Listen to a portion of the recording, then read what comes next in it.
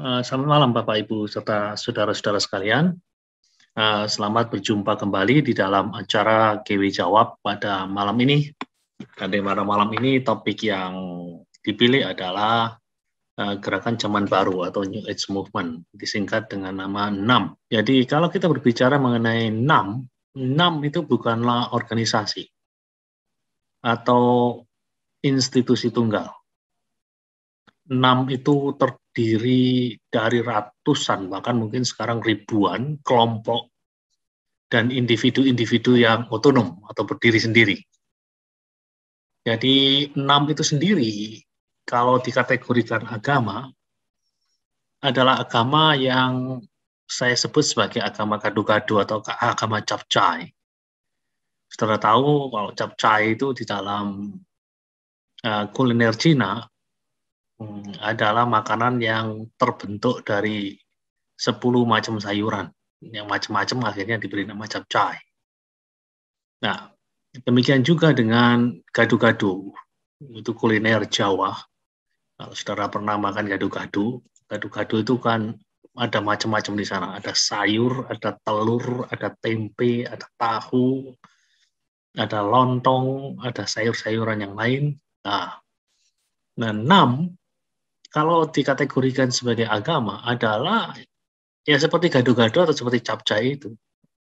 Di dalamnya ada banyak unsur dari sistem kepercayaan Timur, dalam hal ini adalah Hindu-Buddha, atau Taoism kadang-kadang, dimasukkan di sana, kemudian digabungkan dengan praktek-praktek kesembuhan holistik. Makanya kita ketemu dengan hal-hal seperti yoga, dan yang sejenisnya, kemudian beberapa juga menggabungkan atau menginkorporasikan apa yang disebut dengan nama okultisme, hal yang terkait dengan kuasa-kuasa yang tersembunyi atau kuasa-kuasa gelap. Ada yang mengkaitkannya dengan astrologi, ada yang mengkaitkannya dengan kebatinan, dan tidak jarang juga kemudian digabungkan elemen-elemen dari kekristenan. Makanya, NAM ini sekali lagi mirip seperti gado-gado, mirip seperti capcay. Di dalamnya ada banyak unsur. Ada unsur agama Timur, ada unsur Kristen, ada unsur sains, ada unsur praktek-praktek kesembuhan holistik, dan lain sebagainya. Nah, itu adalah NAM. Nah, sekarang akan kita lihat bagaimana NAM ini berkembang.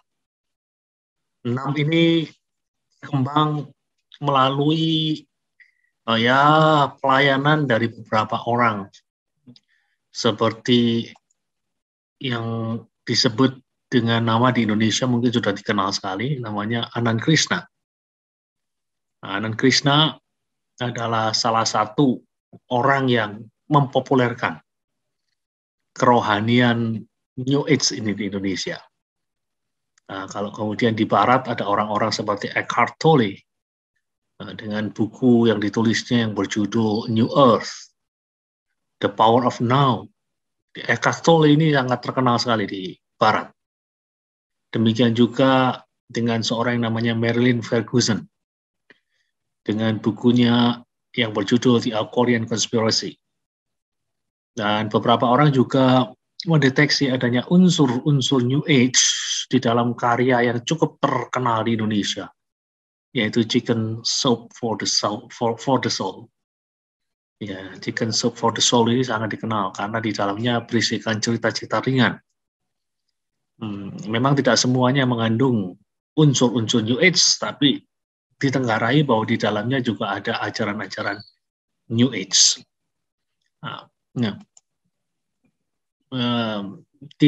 Selain karya-karya tersebut di atas, ada beberapa karya yang membantu pesan-pesan NAM ini bisa diterima dengan mudah oleh orang-orang kebanyakan, oleh orang-orang awam khususnya. Beberapa di antaranya juga cukup populer di kalangan orang-orang Kristen, seperti buku Percakapan dengan Allah atau Conversation with God yang ditulis oleh seorang yang bernama Neil Walsh. Buku ini sudah diterjemahkan, cukup populer beberapa tahun yang lalu di Indonesia. Kemudian buku yang lain lagi yang berjudul Embrace by the Light, yang ditulis oleh Betty Eddy. Ini juga cukup populer di Indonesia karena sudah diterjemahkan. Kemudian ada buku yang berjudul A Course in Miracles, pelajaran dalam mujizat, yang dikarang oleh Helen Schuman. Dan kemudian ada orang yang cukup dikenal, mungkin kalau Anda buka YouTube, nama ini cukup dikenal, namanya Deepak Chopra.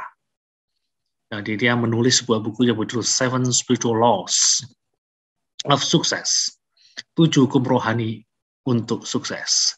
Dan yang terkenal adalah karya seorang namanya Rhonda Byrne yang berjudul The Secret atau Rahasia.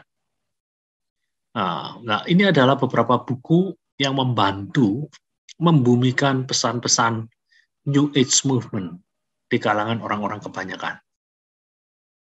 Nah, selain dipopulerkan melalui buku-buku yang ditulis secara populer, ada beberapa film yang di dalamnya ditenggarai mengandung unsur-unsur pengajaran New Age atau keyakinan New Age. Beberapa di antaranya terkenal adalah Star Wars, kemudian di Celestine Prophecy, dan juga film Avatar. Ini beberapa film yang di dalamnya mengandung elemen-elemen kerohanian daripada New Age. Jadi selain dipopulerkan oleh penulis-penulis buku dan juga diangkat melalui beberapa film yang menjadi box office, ada beberapa selebritis yang menjadi corong atau menjadi juru bicara New Age. 2 di antaranya yang cukup terkenal adalah Oprah Winfrey dan satu lagi adalah Tom Cruise. Nah, jadi ini adalah selebritis-selebritis yang mengikuti tradisi spiritualitas atau tradisi kerohanian dari New Age. Jadi jangan heran kalau kemudian New Age ini cukup banyak diikuti oleh orang-orang, khususnya di barat sana. Kalau di Indonesia sih mungkin banyak kita jumpai di Bali, karena Bali adalah tempat interseksi atau pertemuan di antara orang-orang barat dengan orang-orang yang ada di Indonesia ini. Oke, itu beberapa hal yang menjadi introduksi atau menjadi pengantar pada apa yang akan kita bahas pada malam ini. Namun sebelum kita membahas ajaran-ajaran dari New Age itu sendiri, kita perlu bertanya, mengapa NAM itu begitu populer, khususnya di barat sana, khususnya di antara orang-orang Amerika. Kenapa begitu populer juga di antara orang-orang Eropa dan juga di antara anak-anak muda? Mengapa NAM ini begitu populer? Karena NAM ini menawarkan revitalisasi. Re itu artinya kembali, vital itu artinya menghidupkan kembali. Jadi NAM ini menawarkan revitalisasi, menghidupkan kembali tradisi-tradisi kearifan kuno, tradisi-tradisi hikmat kuno, tradisi-tradisi tasawuf. Tasawuf itu apa sih? Tasawuf itu adalah olah batin. Dalam tradisi Islam itu ada sebuah tradisi yang disebut dengan nama tradisi tasawuf atau tradisi sufi. Tradisi tasawuf atau tradisi sufi ini dicirikan dengan olah batin dan penjernihan akhlak demi mencapai kebahagiaan tertinggi, yang sering kali melibatkan penyangkalan keduniawian. Jadi di dalam tradisi Islam ada tradisi itu, tradisi tasawuf atau tradisi sufi. Jadi NAM itu menawarkan revitalisasi tradisi-tradisi kearifan kuno atau hikmat kuno, kemudian tradisi tasawuf, dan juga tradisi mistisisme kuno. Kalau saya bicara tentang mistik atau mistis, di sini jangan pahami dalam pengertian populer seperti yang terkait dengan hantu, yang terkait dengan setan, yang terkait dengan roh jahat, yang terkait dengan takhayul, bukan itu. Kalau saya berbicara dengan mistis di dalam pengertian keagamaan, di sini adalah semacam usaha manusia untuk mendekatkan diri sedekat-dekatnya dengan Tuhan, untuk mencapai kesempurnaan hidup. Jadi itu yang disebut dengan mistisisme. Mistisisme adalah sebuah usaha yang dilakukan oleh manusia untuk mendekatkan dirinya sedemikian rupa dengan Tuhan agar mereka bisa menggapai kesempurnaan hidup. Di dalam tradisi kebatinan Jawa ada istilah yang disebut dengan manunggaling kawulo lan Gusti. Manunggaling itu artinya bersatunya. Kawulo itu artinya hamba. Hamba di sini biasanya diidentikan dengan diri kita manusia. Nah, sementara Gusti itu dikaitkan dengan Tuhan. Jadi ada tradisi kebatinan yang memiliki tujuan agar terjadi tadi kesatuan di antara Allah dan manusia. Dan inilah yang disebut dengan nama dengan tradisi yang kita sebut dengan mistisisme. Jadi NAM ini menawarkan revitalisasi tradisi kearifan kuno, tradisi tasawuf, tradisi mistisisme kuno yang selama bertahun-tahun lamanya itu dimarginalkan oleh ideologi-ideologi besar yang tidak memberi banyak tempat pada pengalaman-pengalaman dengan apa yang disebut dengan the other atau sang lian gitu loh.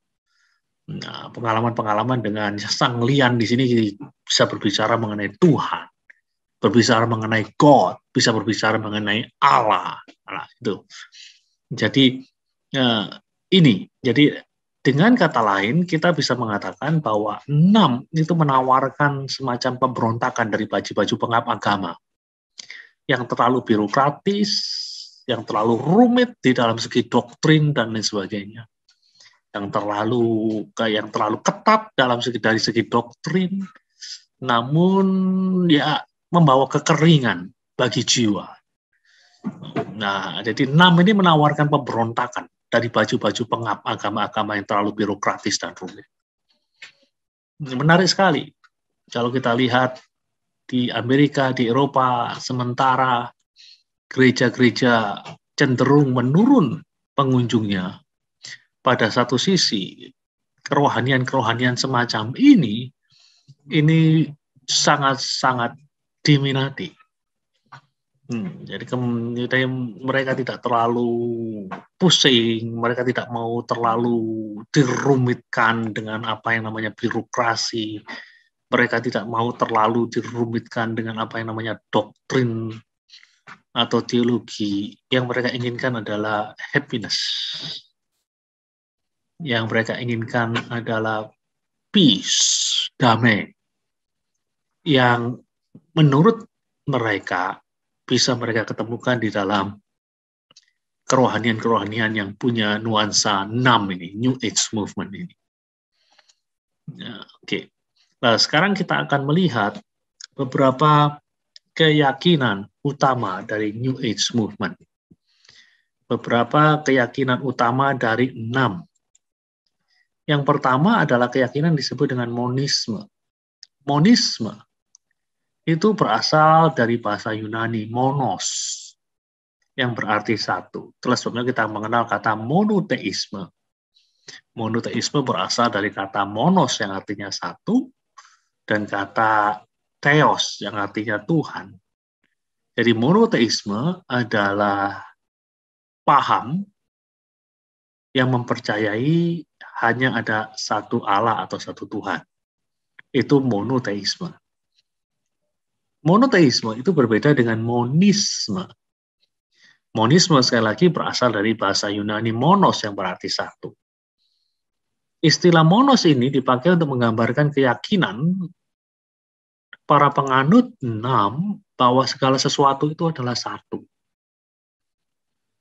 Yang namanya perbedaan itu ada, tapi perbedaan itu tidak real, perbedaan itu tidak nyata, perbedaan itu hanya semu.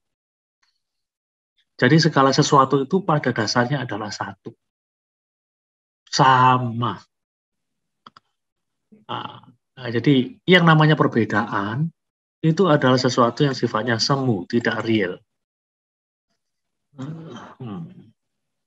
Setiap hal dan setiap orang itu saling berhubungan dan berkaitan. Tidak ada yang namanya perbedaan yang esensial di antara manusia, hewan, benda, maupun Allah. Perbedaan itu hanya perbedaan yang muncul di permukaan, lalu pada dasarnya, secara esensi, mereka itu sama, satu. Makanya disebut dengan nama monisme. Berasal dari kata monos. Realitas itu hanya ada satu. Yang kita lihat sebagai manusia, hewan, benda, bahkan Allah itu sendiri, yang kita lihat sebagai sesuatu yang sepertinya berbeda-beda, sebenarnya perbedaan itu hanya di permukaan saja. Sejatinya tidak ada perbedaan. Sejatinya semua adalah satu. Itu pemahaman dari monisme. Dan yang kedua, selain monisme, New Age Movement juga mau nggak mau juga harus percaya dengan apa yang disebut dengan nama panteisme. Panteisme, sekali lagi, berasal dari bahasa Yunani. Dari kata pan, yang berarti semua, dan theos, yang artinya Allah. Jadi panteisme berarti sebuah kepercayaan atau sebuah keyakinan yang memahami bahwa segala sesuatu itu adalah Allah. Segala sesuatu, all things are God. Segala sesuatu adalah Allah. Keyakinan ini jelas merupakan istilahnya asumsi logis atau sesuatu yang merupakan alur logis yang tidak terelakkan dari pemikiran yang kita sebut dengan nama monisme tadi. Jika segala sesuatu adalah satu, maka di satu sisi segala sesuatu itu adalah Allah. Itu loh. Tadi kita kan sudah diajari di monisme itu hanya ada satu realitas. Perbedaan-perbedaan yang muncul, Allah, manusia, hewan, tumbuhan, itu hanya perbedaan di permukaan. Pada jantungnya hanya ada satu realitas. Nah, mau nggak mau, pemahaman monisme ini akan mengantar kepada apa yang kita sebut dengan nama panteisme. Katakanlah realitas itu Allah. Jadi, kita bisa mengatakan bahwa batu adalah Allah, binatang adalah Allah, manusia adalah Allah. Semua bagian yang mengambil bagian di dalam alam semesta ini, atau segala sesuatu yang ada di dalam alam semesta ini adalah sesuatu yang identik dengan Allah. Semua ciptaan mengambil bagian di dalam natur atau hakikat ilahi. Segala yang ada di alam semesta merupakan percikan dari keilahian. Jadi panteisme mengatakan segala sesuatu adalah Allah. Dan yang ketiga, pandangan yang ketiga daripada New Age Movement, manusia adalah Allah. Jika segala sesuatu adalah Allah, maka penganut 6 itu hanya perlu satu langkah untuk mengklaim bahwa manusia juga adalah Allah. Manusia memiliki keilahian yang seharusnya menjadikan dirinya Allah. Manusia seharusnya bisa mengoptimalkan dirinya sedemikian rupa, bisa memaksimalkan potensi dirinya sedemikian rupa, karena mereka memiliki keilahian di dalam diri mereka. Jadi kita sudah mempelajari ada 3 elemen dari keyakinan 6. Yang pertama adalah monisme, realitas itu pada dasarnya satu. Yang nomor 2 adalah panteisme. Panteisme, segala sesuatu itu adalah Allah. Nah, yang ketiga, kalau segala sesuatu adalah Allah, berarti manusia juga Allah. Jadi itu sesuatu yang sangat-sangat logis sekali. Hanya ada satu realitas, monisme. Dan semua adalah Allah, panteisme. Kalau semua adalah Allah, manusia pun adalah Allah. Ini pemahaman yang ketiga. Nah, Itu yang dikatakan oleh seorang yang bernama Shirley MacLaine, seorang artis yang cukup terkenal di Hollywood beberapa tahun yang lalu. Dia mengatakan jika seseorang diajar satu hukum rohani yang mendasar, adalah duniamu akan menjadi tempat yang lebih membahagiakan dan sehat. Dan hukum itu adalah setiap orang adalah Allah. Dan ini yang dikatakan oleh Shirley MacLaine, salah seorang yang menjadi corong dari New Age Movement. Dia mengatakan setiap orang adalah Allah. Nah, kemudian yang keempat, masalah terbesar dari umat manusia. Di dalam kekristenan, masalah terbesar dari umat manusia itu adalah dosa. Dosa yang membuat segala sesuatu amburadul. Dosa yang menimbulkan penyakit, dosa yang menimbulkan kejahatan, dosa yang menimbulkan kematian, dosa yang menimbulkan bencana, dan lain sebagainya. Jadi kekristenan memandang bahwa masalah terbesar dari umat manusia adalah dosa. Namun tidak demikian dengan New Age. Di dalam pemahaman New Age atau gerakan zaman baru, bukan dosa yang menjadi masalah besar dari umat manusia. Masalah besar dari umat manusia adalah ketidaktahuan akan potensi kemanusiaan yang sebenarnya. Nah, jadi masalahnya adalah manusia tidak tahu. Oleh karena itu, manusia harus mengalami perubahan kesadaran untuk mencapai potensi mereka yang seutuhnya. Jadi mereka harus mengalami pencerahan supaya mereka sadar bahwa mereka adalah makhluk yang luar biasa, sehingga mereka bisa mencapai potensi mereka yang seutuhnya. Jadi sekali lagi kita melihat suatu hal yang berseberangan dengan keyakinan kekristenan. Nanti kita akan melihat secara lebih tegas lagi kontras di antara kekristenan dan New Age. Ya, lalu pertanyaannya adalah, gimana cara manusia supaya dia bisa mengalami pemulihan kesadaran? Nah, pemulihan kesadaran itu menurut para penganut New Age itu dapat diupayakan melalui berbagai macam cara, seperti sugesti pribadi. Yaitu terus-menerus mengatakan kepada diri sendiri sesuatu yang positif dan melampaui keadaan konkret. Jadi terus-menerus disugesti. Atau dalam tanda kutip, itu seperti menghipnotis diri sendiri, disugesti positif. Yang melampaui keadaan yang konkret. Ketika keadaan begitu gelap, ketika keadaan begitu suram, dia mensugesti dirinya sendiri sedemikian rupa. Juga melalui visualisasi internal, membayangkan sesuatu yang kita inginkan.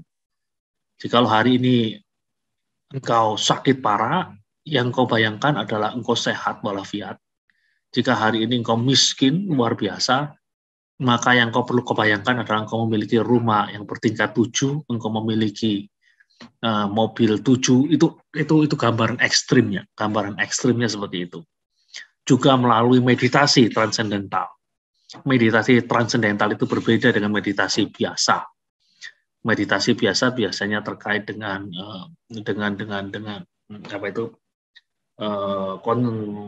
fokus penyatuan atau pikiran sedemikian rupa, konsentrasi sedemikian rupa.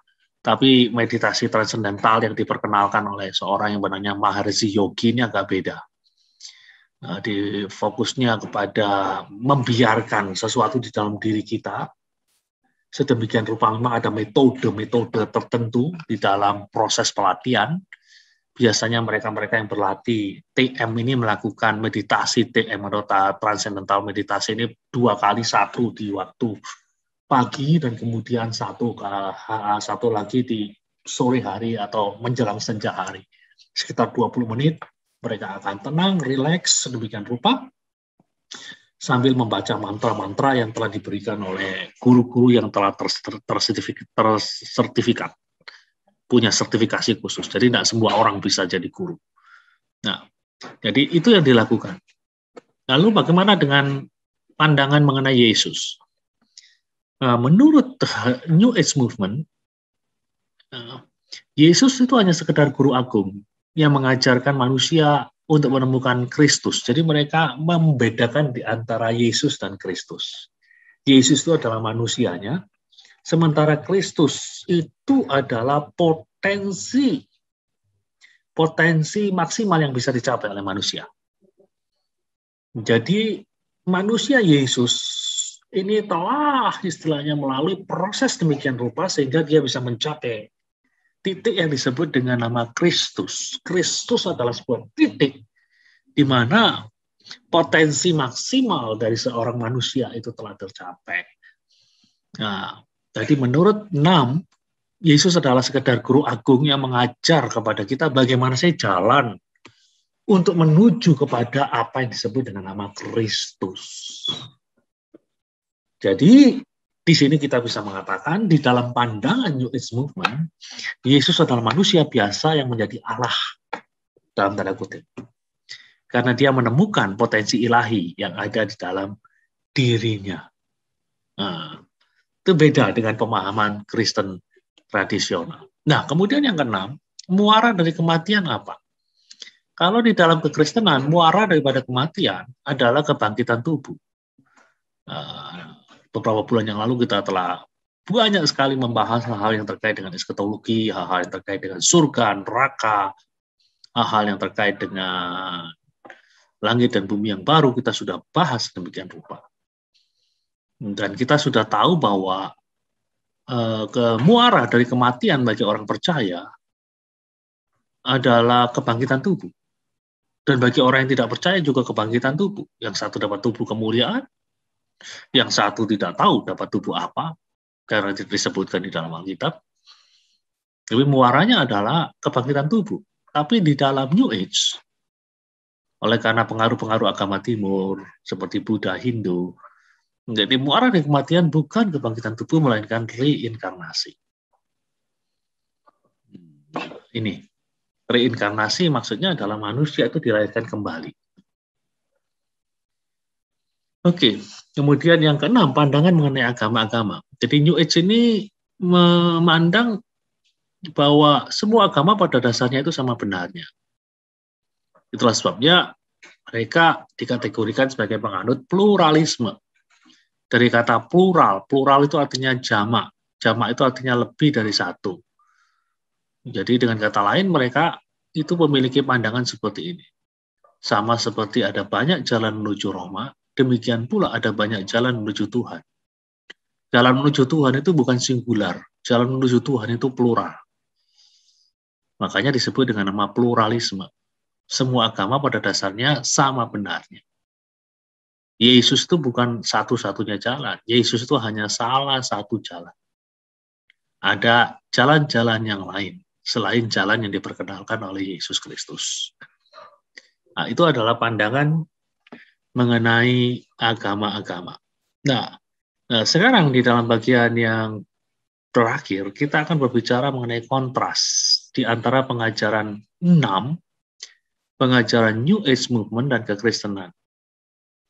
Nah, kontrasnya seperti ini Bapak Ibu serta saudara sekalian. Di dalam kekristenan, Allah itu esa dan menyatakan dirinya dalam 3 pribadi. Kita sudah bahas ini di dalam pemahaman mengenai Trinitas. Jadi Allah itu esa, Allah itu tunggal. Jadi kekristenan adalah agama monoteisme, sama seperti Islam, sama seperti Yudaisme.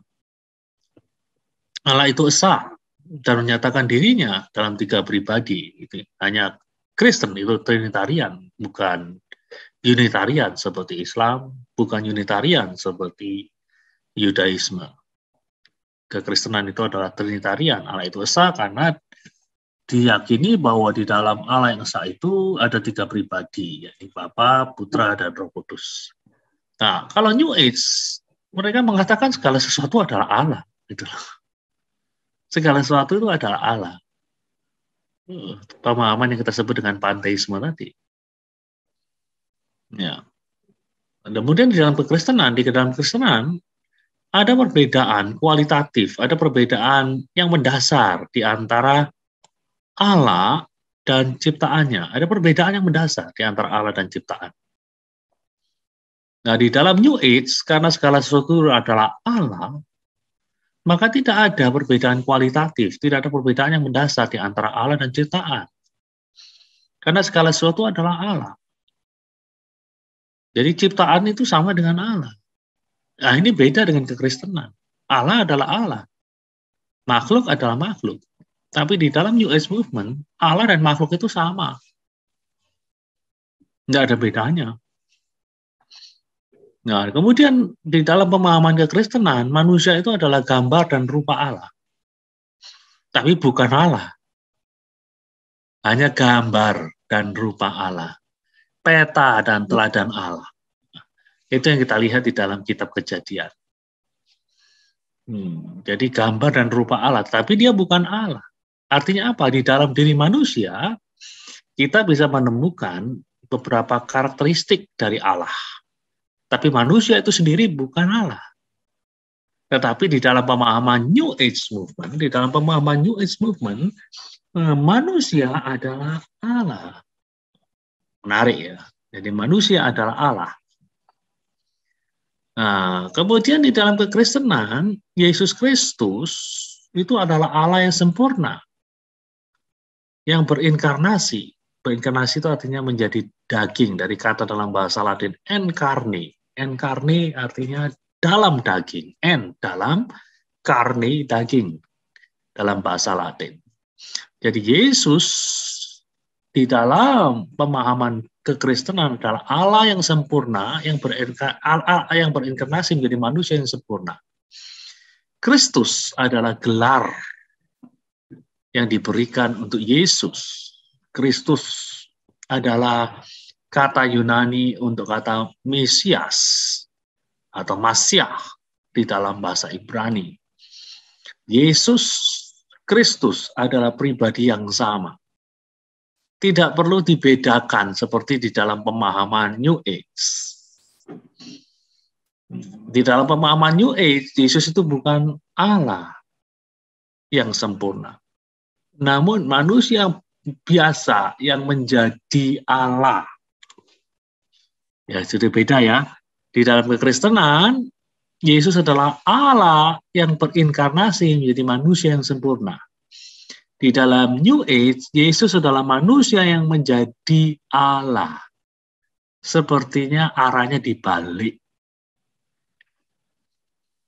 Kalau di sini Allah dalam tanda kutip menjadi manusia melalui proses inkarnasi, kalau di sini adalah manusia yang menjadi Allah. Nah, kemudian sumber masalah yang dihadapi oleh umat manusia di dalam kekristenan adalah dosa. Di dalam New Age Movement, sumber masalah adalah ketidaktahuan, bukan dosa.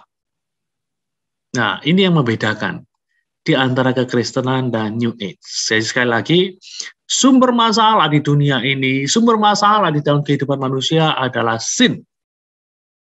Dalam New Age Movement, sumber masalah yang dari manusia itu bukan dosa, karena manusia itu adalah Allah, gitu.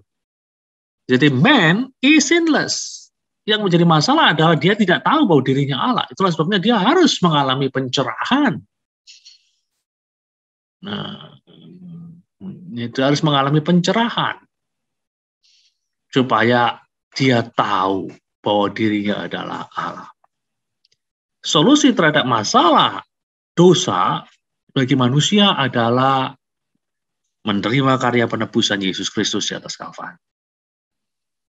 Itu di dalam kekristenan. Namun tidak demikian di dalam New Age. Di dalam New Age, solusi terhadap masalah sekali lagi adalah pencerahan. Kebangunan jiwa, kebangunan hati, kebangunan pikiran. Itu adalah solusi dari New Age Movement.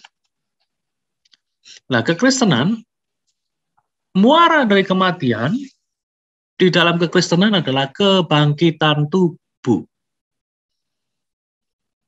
Kebangkitan tubuh. Kita sudah banyak membahas hal ini. Sementara dari New Age Movement, seperti yang kita lihat tadi, muara dari kematian adalah reinkarnasi. Jadi reinkarnasi itu adalah pemahaman yang biasa kita jumpai di dalam agama-agama Timur, khususnya Hindu dan Buddha.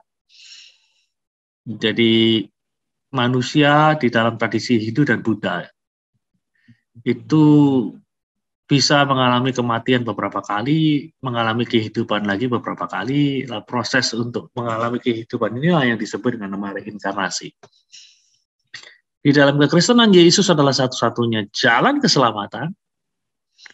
Di dalam pemahaman New Age Movement, Yesus adalah salah satu dari jalan-jalan keselamatan yang disediakan oleh Allah. Nah, dari sini saudara bisa melihat kontrasnya. Kontras di antara kekristenan, kontras di antara New Age, kontras di antara kekristenan dan New Age Movement. Jadi adanya ketidaksepadanan di antara dua wawasan dunia semacam ini seharusnya membuat orang-orang percaya, khususnya orang-orang yang masih belum memiliki landasan doktrinal yang cukup kuat, untuk berhati-hati supaya mereka tidak terserap di dalam arus tipuan iblis yang menggunakan wadah semacam ini untuk membawa orang keluar dari kebenaran. Janji-janjinya memang luar biasa. Anda akan mengalami pencerahan, Anda akan mengalami kedamaian, Anda akan mengalami kehidupan yang bebas dari rasa cemas, Anda akan mengalami kebahagiaan yang sejati.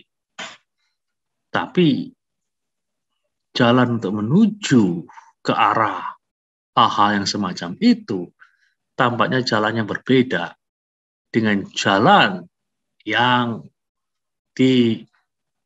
diajarkan di dalam kekristenan.